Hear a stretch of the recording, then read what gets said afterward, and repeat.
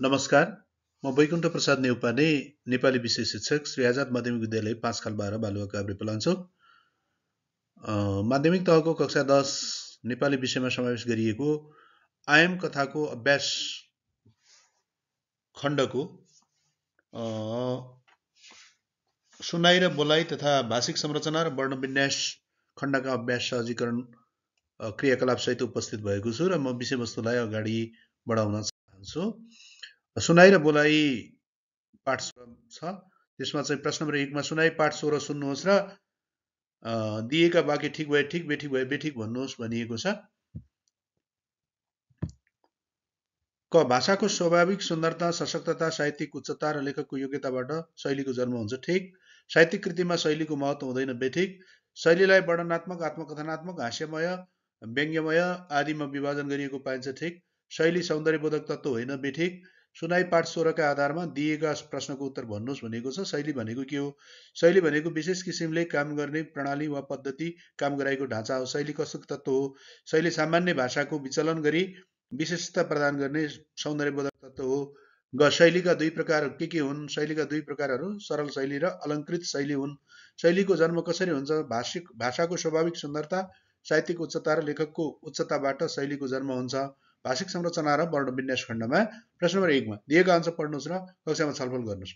कमा दिएको अंश वाक्य संश्लेषण भयो, अंशमा वाक्य संश्लेषण भएको छ।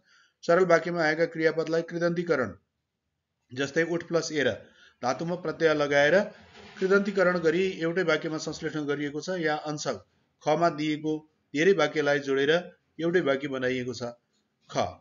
खमा दिएको अंशमा सरल वाक्य आएका छन्।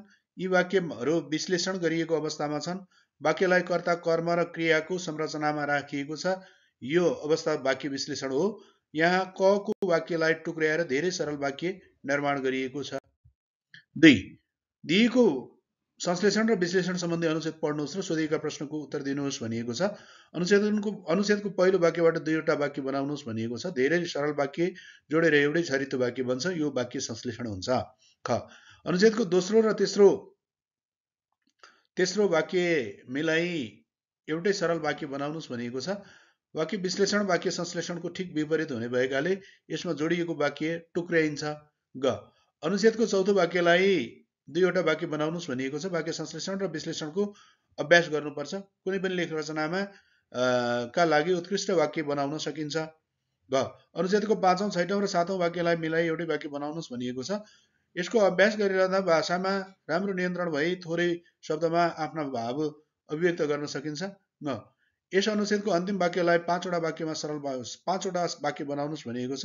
2 वा सोभन्दा बढी वाक्यलाई एक सरल, संयुक्त र मिश्र वाक्यमा रूपान्तरण गर्नुपर्छ। यस्तो प्रक्रियामा भाषाका ज्ञानको आवश्यक हुन्छ।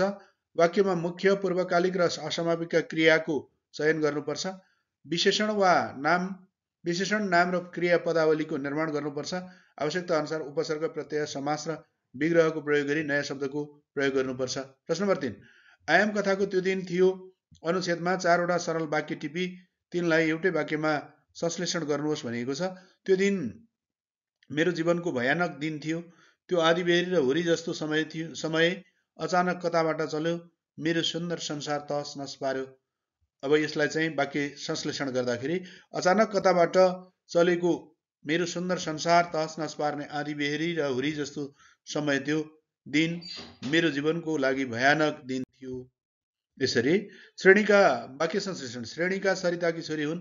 श्रेणीका मेहनती छिन्। श्रेणीका कक्षामा सधैँ प्रथम हुन्छन्। सरिताकी छोरी श्रेणीका मेहनती हुनाले सधैँ कक्षामा प्रथम हुन्छन्। प्रकृति परिवारकी कान्छी छोरी हुन्। प्रकृति अनुशासित र परिश्रमी छिन्। प्रकृतिलाई सबैले मन पराउनुहुन्छ। परिवारकी अनुशासित, परिश्रमिक र कान्छी छोरी प्रकृतिलाई सबैले मन पराउनुहुन्छ। वाक्यलाई एउटै वाक्यमा जोड्ने, गाँच्ने, मिलाउने वा एकीकृत गर्ने प्रक्रियालाई वाक्य संश्लेषण भनिन्छ। वाक्य संश्लेषण गर्दा दोहोरिएका पदलाई हटाउने, मिश्र वाक्यमा परिणत गरेर एउटा मात्र समापिका क्रियापद राख्ने, समापिका क्रियालाई असमापिका क्रियामा बनाउने वा कृदन्तीकरण गर्ने, वाक्यलाई वाक्यांशमा बदलेर सकेसम्म एउटा मात्र कर्ता राख्ने र आवश्यकता अनुसार संयोजक पनि राख्न सकिन्छ। विद्यार्थी भाइ बहिनीहरू, यहाँ केही नियमहरू दोहोऱ्याइएको छ। वाक्य विश्लेषण। विज्ञान विषयमा स्नातकोत्तर गरेको रामुले विवाह गरेर दाजुको घर छोडी ससुरालीमा गएर बस्न थाल्यो।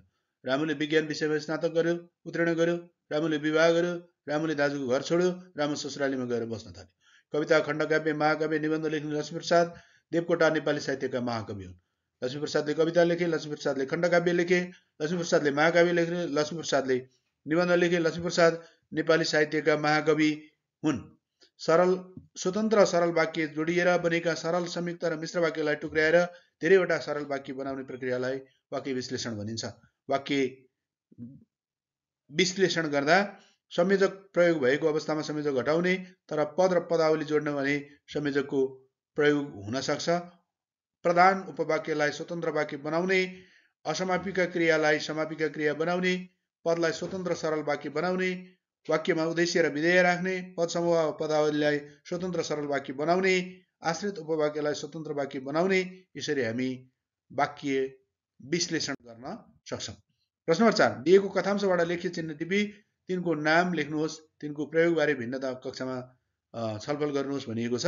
दिएको अनुच्छेदमा प्रयोग भएका लेख्य चिन्ह र तिनको प्रयोग। उदाहरण चिन्ह कसैको भनाइलाई जस्ताको तस्तै उल्लेख गर्नुपर्दा वा प्रत्यक्ष कथनमा यस चिन्हको प्रयोग हुन्छ। प्रश्नवाचक चिन्ह जिज्ञासा वा प्रश्नको भाव वा आशय व्यक्त गर्न यस चिन्हको प्रयोग गरिन्छ। पूर्ण विराम वक्ताको भनाइ वा आशय पूरा गर्दा वाक्य टुङ्गिएको जनाउनु पर्दा यस चिन्हको प्रयोग गरिन्छ। अल्पविराम एउटै वर्गका शब्द क्रमशः आएमा छुट्याउन यस चिन्हको प्रयोग गरिन्छ। 5, पूर्णविराम चिन्ह, अल्पविराम, अर्धविराम, प्रश्नवाचक, उद्गार, कोष्टक, निर्देश, उद्धरण चिन्ह, विकल्पबोध चिन्ह मध्ये कुनै 5 वटा लेख्य चिन्हको प्रयोग गरी महिला सहभागिता शीर्षकको एउटा अनुच्छेद तयार गर्नुहोस् भनिएको छ। यहाँ अनुच्छेद तयार गरिएको अवस्था छ। सामान्य बोलचालको भाषामा महिला सहभागिता भन्नाले कुनै पनि कार्य वा कार्यक्षेत्रमा पुरुष सँगसँगै महिलाले भाग लिने वा सहभागी भएर जिम्मेवारी वहन गर्न अवसर पाउने प्रक्रियालाई बुझ्नुपर्छ। हाम्रो देशको संविधानले महिलालाई चुलो चौकोमा मात्र सीमित राख्नु हुँदैन र उनीहरूलाई घर बाहिरका कार्यमा जिम्मेवार हुन प्रोत्साहित गर्नुपर्छ। आजको सभ्य र सुसंस्कृत भनिएको समाजमा हाम्रा दिदीबहिनीले घर बाहिर निस्किने अवसर पाएका छन् त मनन योग्य कुरा हो।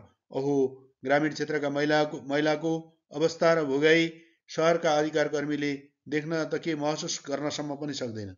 अधिकार कर्मीहरू भन्छन् आधा आकाश ढाक्ने जनशक्ति महिला सहभागिता बिना देश विकास र सामाजिक रूपान्तरण सम्भव छैन। लेख्य चिन्ह परिचय भाव अभिव्यक्ति गर्न वा विचार सम्प्रेषण गर्न शब्दहरूका अतिरिक्त भाषिक सङ्केतहरूको पनि प्रयोग गरिन्छ। यस्ता भाषिक सङ्केत वा चिन्हलाई लेख्य चिन्ह भनिन्छ।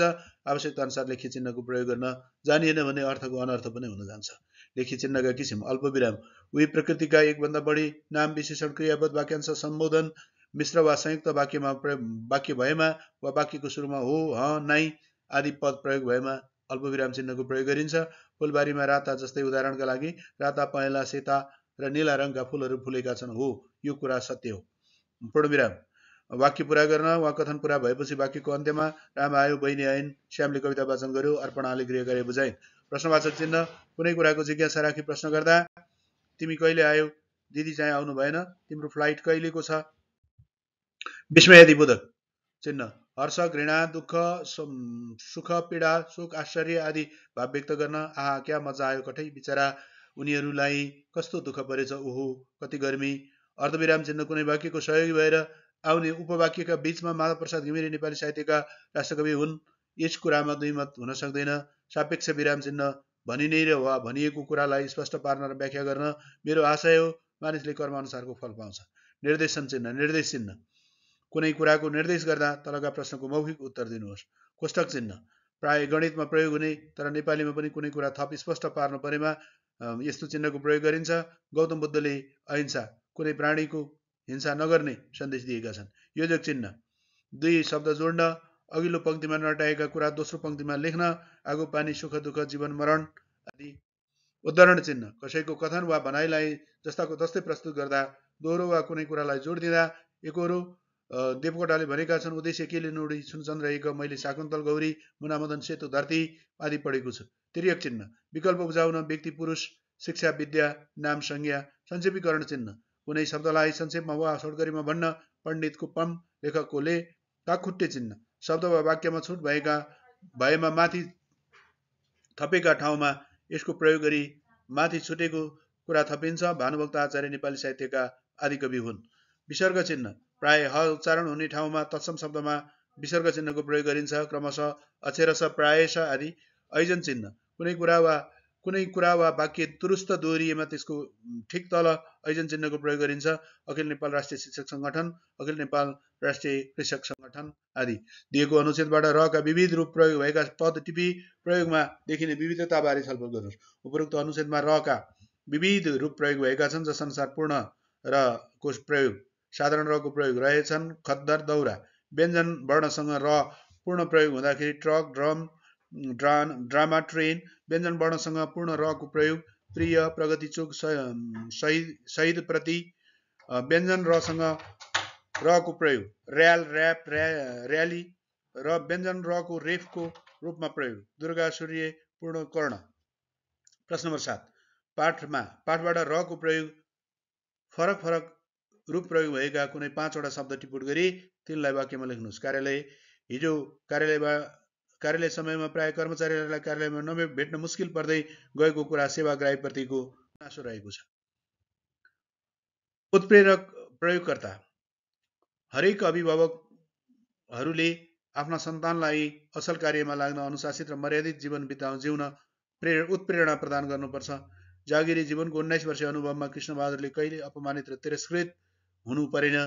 ड्राइभर। सम्पूर्ण यात्रुको भविष्य र यात्राको सफलता अनुभवी र दक्ष ड्राइभरको उपस्थितिमा मात्र सम्भव हुन्छ। जागृत। आमाको प्रेरणा र सुरजको प्रेमले याङजीमा बाँच्ने भावना जागृत भएर आयो। यहाँ रको विभिन्न अवस्था प्रयोग भएका चाहिँ उदाहरण दिइएको छ। सिर्जना र परियोजना कार्य। तपाईलाई मन परेको शीर्षकमा एउटा कथा लेख्नुहोस्। पुनः मुशक भव। एउटा घना जंगलमा एकजना तपस्वी कुटी बनाएर बस्दथे। योग र साधनाले उनमा चाहेको कार्य गर्न सक्ने सामर्थ्य थियो। कुटी नजिकै दुलो बनाएर मुसो बस्थ्यो। एक दिन मुसाले तपस्वी सामु आएर अनुनय विनय गर्दै आफूलाई बिरालो बनाइदिन आग्रह गर्यो। तपस्वी महात्माले मुसाको इच्छाअनुसार बिरालो, कुकुर, चितुवा र सिंह समेत बनाइदिए। सिंह बनेको मुसोले अभिमान र अहंकारले तपस्वीले लगाएको गुण बिर्स्यो र तपस्वी महात्मालाई आफ्नो आहारा बनाई सदैव सिंह भएर बाँच्ने विचार गर्यो। मुसोबाट सिंह बनाएको मुसोले आफैलाई आहारा बनाउने नियतले झम्टा मार्न खोजेको देखेर तपस्वीले कमण्डलुबाट जल हातमा राखी मन्त्र उच्चारण गर्दै पुनः मुशक भव भन्दै जल छर्किए। एकैछिनमा सिंह मुसो बन्यो र आत्मग्लानीले दुलोभित्र पस्यो। कथाबाट हरेक व्यक्ति वा जातिले आफ्नो सामर्थ्य र शक्तिको दुरुपयोग गर्नु नहुने सन्देश पाइन्छ। पुस्तकालयबाट कुनै एउटा कथा खोजेर ल्याउनुहोस् र कक्षामा सुनाउनुहोस्। मूर्खको सङ्गत। प्रसिद्ध नगरमा एकजना व्यापारी सेठ बस्थ्यो। उसको शोखका लागि र सेवाका लागि बाँदर पालेको थियो। सेठ जहाँ गए पनि बाँदर एकैछिन पनि छुट्दैन थियो। गर्मी बढेकाले व्यापारी पसल छेउमा रहेको चौतारामा सुतिरहेको थियो। बाँदर भने उसकै छेउमा बसेर पङ्खा हम्केर बसिरहेको थियो। यतिकैमा एउटा झिङ्गो आएर सेठको मुख, नाक, कान आदि ठाउँमा बस्न थाल्यो। बाँदरले झिङ्गोलाई लखेट्ने प्रयास गर्यो तर सकेन। बाँदरले झिङ्गोलाई मालिकको तरबारले हानेर मार्ने र भगाउने निर्णय गर्यो। बाँदरले मालिकको कम्मरमा रहेको म्यानबाट तरबार झिकेर झिङ्गालाई प्रहार गर्यो। झिङ्गो उडेर भाग्यो तर बाँदरको प्रहारले सेठको नाक काटियो। सेठको बेहोस भएर भुइँमा पछारियो। मूर्खको सङ्गतको परिणाम राम्रो नहुने र विचार नगरी काम गर्दा खराब परिणाम प्राप्त हुने सन्देश यस कथाबाट पाइन्छ। अत विद्यार्थी भाइ बहिनीहरू जहाँ रहनुहुन्छ स्वस्थ मस्त र व्यस्त रहनुहोस्। तपाईहरूको आजको दिन सुखद रहोस्। यो भिडियो मार्फत प्रकाशित सामग्री उपयुक्त लागेमा लाइक, शेयर र सब्स्क्राइब गर्न नभुल्नुहोला। हामी नेपाली लर्न युट्युब च्यानलमा यस्ता थुप्रै उपयोगी भिडियो सामग्री सहित उपस्थित हुनेछौँ। धन्यवाद। नमस्कार।